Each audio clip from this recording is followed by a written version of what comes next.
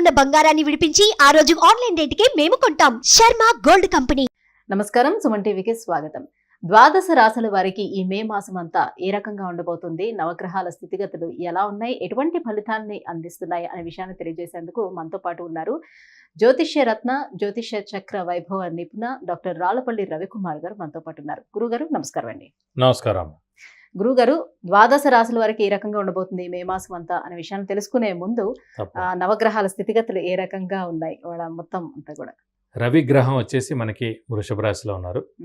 అలాగే కుజుడు వచ్చి మనకి మీన రాశిలో ఉన్నారు. అలాగే రాహు వచ్చేసి మనకి అదే మీన రాశిలో ఉన్నారు. అలాగే గురువు వచ్చి మనకి 1 మే నుంచి గురువు మారుతున్నాడు కాబట్టి గురువు మనకి వృషభ రాశిలో ఉన్నారు.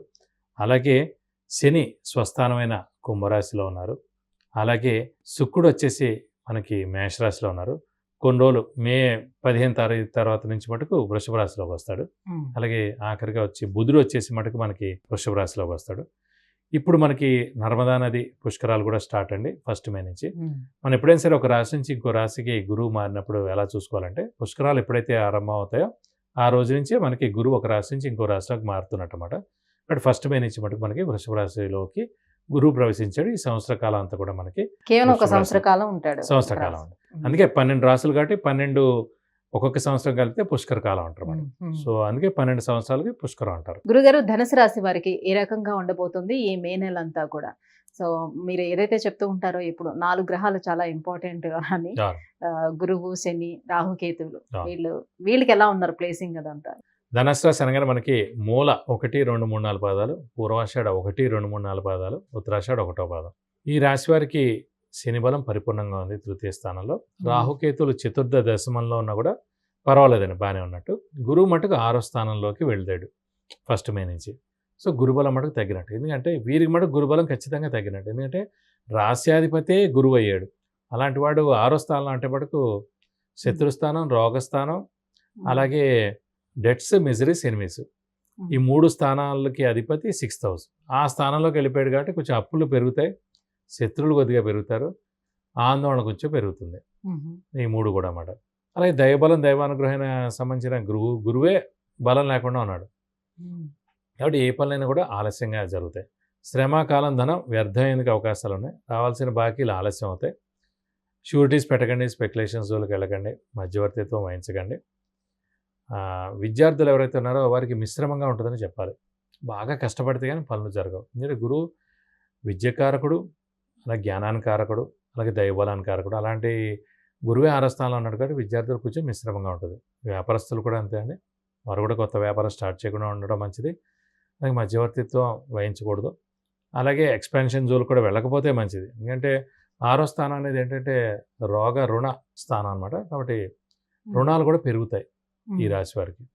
కాబట్టి మిశ్రమంగా ఉండడం బెస్ట్, మౌనంగా ఉండడం బెస్ట్. ఇంకోటి అంటే మామూలుగానే వీరు విల్లు ఎక్కుపెట్టే సైన్ అది ధనస్సు అంటే. సో ఒకసారి మాట అన్నారంటే అది మళ్ళీ వెనక్కి తీసుకోరు, ముక్కుసూటిగా ఉంటారు. ఎంతమందిలో ఉన్నా కూడా వాళ్ళు అనేది అనేస్తారు. కాబట్టి అలాగే శత్రువులు పెరిగిపోతారు, ఏడుపులు పెరుగుతాయి. కాబట్టి మౌనంగా ఉండడం ఉత్తమం అండి. సో మనం లేదు ఇలాగే ఉంటారంటే మటు కొంచెం కష్టాలు తప్పవు. కాబట్టి మౌనంగా ఉండడం ఉత్తమం ప్రస్తుతం కొన్ని రోజులు. కానీ శని బలం బాగుంది కాబట్టి ఉద్యోగస్తులకు బాగుంటుంది, ప్రొఫెషన్లో ఎవరైతే ఉన్నారో వాళ్ళకి బాగుంటుంది. ఆరోగ్య ఆయుష్ విషయాల్లో ఏం ప్రాబ్లం లేదండి. వాళ్ళ ఇంట్లో వాళ్ళకి ఏం ప్రాబ్లం లేదు. చిన్నపిల్లలకి, వాళ్ళ గృహిణులకి, వాళ్ళందరూ కూడా, ప్లస్ ఈ రాశి వారికి కూడా ఆరోగ్య ఆయుష్ చాలా బాగుంటుందని చెప్పుకోవాలి. అలాగే ఖర్చులు కూడా విపరీతంగా ఉంటాయి. గురువు అనేవాడు 6వ స్థానంలో ఉన్నాడు కాబట్టి ఖర్చులు విపరీతంగా ఉంటాయి. ఆకస్మిక ఖర్చులు ఇవన్నీ కూడా చాలా ఎక్కువగా ఉంటాయి. ఏమన్నా అదృష్టకారకుడు, యోగకారకుడైన రవి కూడా మే 15, 16 దాకా ఉచ్చస్థానంలో ఉంటాడు కాబట్టి అదృష్టం కూడా పరిపూర్ణంగా ఉంది ఈ మే నెల అంతా కూడా. సో హార్డ్ వర్క్ ఒక్కటే తక్కువైందండి. దైవబలం, హార్డ్ వర్క్ 2 కూడా ధనుసు రాశి వాడికి ఒకడే అవుతారు, గురువే అవుతారు. కాబట్టి దైవనామస్మరణ పెంచుకోవడం, దైవబలం పెంచుకోవడం, గురువుని దర్శించడం, తీర్థయాత్రలు చేయడం, గురువు యొక్క బ్లెస్సింగ్స్ పొందడం, ఇవన్నీ కూడా చేస్తూ ఉండాలి. అయితే దైవబలం పెంచుకోకపోతే మటుకు వెనకబడిపోతూ ఉంటాం. ఎందుకంటే మనకి జరగాల్సిన పనులన్నీ కూడా ఆలస్యం అయిపోతూ ఉంటాయి. కాబట్టి దైవనామస్మరణ ఖచ్చితంగా చేయాలి. సంఘంలో జరిగే పనులన్నింటిలో కూడా ఇప్పుడు శ్రీరామనవమి ఉంది, దసరా ఉంది, వినాయక చవితి, ఇవన్నిట్లో కూడా పాల్గొంటే మనకి దైవబలం పెరుగుతుందండి. అలాగే శుభకార్యాల్లో పాల్గొన్నా కూడా. అయితే వృత్తి ఉద్యోగాల పట్ల ఎలా ఉంటుంది ఆ విషయంలో? వృత్తి ఉద్యోగాల రీత్యా అయితే బాగానే ఉందండి. ఎందుకంటే శని బాగున్నాడు కాబట్టి శని వృత్తికారకుడు, ఉద్యోగకారకుడు, ప్రొఫెషన్ కారకుడు కూడా శని అయ్యాడు. అలాంటి తృతీయ స్థానంలో స్వస్థానంలో ఉన్నాడు కాబట్టి ఖచ్చితంగా ఉద్యోగస్తులకి పట్టిందల్లా బంగారం చెప్పుకోవచ్చు. వృత్తి చేసుకునే వాళ్ళందరూ కూడా ఏ ప్రాబ్లం ఉండదు. అన్ని విధాలు కూడా చాలా బాగుంటుందనే చెప్పుకోవాలి. అయితే గురుబలం తగ్గింది కాబట్టి భార్యాభర్తల మధ్యన కాస్త అనుబంధాలు కానీ రిలేషన్షిప్స్ అనేది ఏ రకంగా ఉంటుంది? ఏమైనా నూతన కార్యక్రమాలు చేపట్టాలంటే ఇప్పుడు ఆగడం మంచిదంటారా? లేకపోతే శని బాగుందని చేసుకోవచ్చు అంటారా? నూతన పనులన్నీ మటుకు చేసుకోవచ్చండి. చిన్న చిన్నవి అయితే పర్లేదు. మెయిన్గా ఏదైనా ఇల్లు విషయం కానివ్వండి, లేకపోతే వివాహ విషయం కానివ్వండి, సంతానం విషయం కానీ అవన్నీ కూడా అంత ఈజీగా జరగదు. అది గురుబలం ఖచ్చితంగా ఉండాలి. భార్యాభర్తల అన్యోన్యతకి గురుబలానికి సంబంధం లేదండి. సో భార్యాభర్తల అన్యోన్యతకి ఇబ్బంది ఏమి ఉండదు. అది బాగానే ఉంది. సో నూతన పనులు ఏదైనా సరే, పెద్ద పెద్ద పనులు ఏదైనా సరే, ఒక కారు కొనాలన్నా, ఇల్లు కొనాలన్నా, లేకపోతే ఏదైనా శంకుస్థాపన చేయాలన్నా, లేదంటే వివాహ విషయం కానివ్వండి, సంతాన విషయం, ఇవన్నీ కూడా అంత ఈజీగా జరగవు. డిలే అవుతుంది. గురువు బాలేడు కాబట్టి. ఇంకోటి ఇప్పుడు 3 నెలల పాటు మూఢం ఉంది. మే, జూన్, జూలై కూడా. సో ఆగస్ట్ నుంచే ముహూర్తాలు స్టార్ట్. సో 3 నెలలు ఇక్కడికే పోయింది మనకి.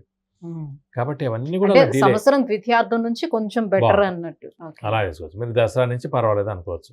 ఇంకా ఎటువంటి పరిహారాలను సో పాటించుకోవాలంటారు? వీరికి కూడా అంతే అండి. గురుబలమే లేదు కాబట్టి ప్రతి గురువారం ఉపవాసం ఉండడం, అలాగే దత్తాత్రేయ స్వామిని ఎక్కువగా పూజించడం, ప్రతిరోజు దత్తాత్రేయ స్వామి అష్టోత్తరం చదువుకోవడం, ప్రతి గురువారం దత్తాత్రేయ స్వామి టెంపుల్కి వెళ్ళి 41 ప్రదక్షిణాలు చేస్తే కనుక దోషం ఏమైనా ఉంటే కూడా తొలగిపోతుంది. ఇలా మనం గురుబలం పెంచుకోవచ్చు. లేదు ఇంకా కొంచెం బలం లేదనే అనిపిస్తుంది అనమాట. ఖచ్చితంగా గురువుకి 16,000 సార్లు జపం చేయించి కేజీంపావు శనగపప్పు, ఒక yellow lungi, ₹1000 worth gold item దానం ఇస్తే కనుక దోషం మొత్తం తొలగిపోతుంది. గురుగారు, ధనుసు రాశి వారికి ఈ మే మాసం అంతా ఏ రకంగా ఉండబోతుంది? వాళ్ళు ఎటువంటి పరిహారాన్ని పాటించుకోవాలనే విషయాన్ని తెలియజేసినందుకు ధన్యవాదాలు. నమస్కారం. విద్య, ఉద్యోగం, వాహనం, వ్యాపారం, వివాహం, ఆరోగ్యం, ఆర్థికం, గృహం వీటన్నిటికీ సంబంధించిన విషయాలను తెలుసుకోవాలంటే కింద స్క్రోల్ అవుతున్న నెంబర్కి వాట్సాప్ మెసేజ్ చేసి గురువు గారి అపాయింట్మెంట్ను పొందవచ్చు.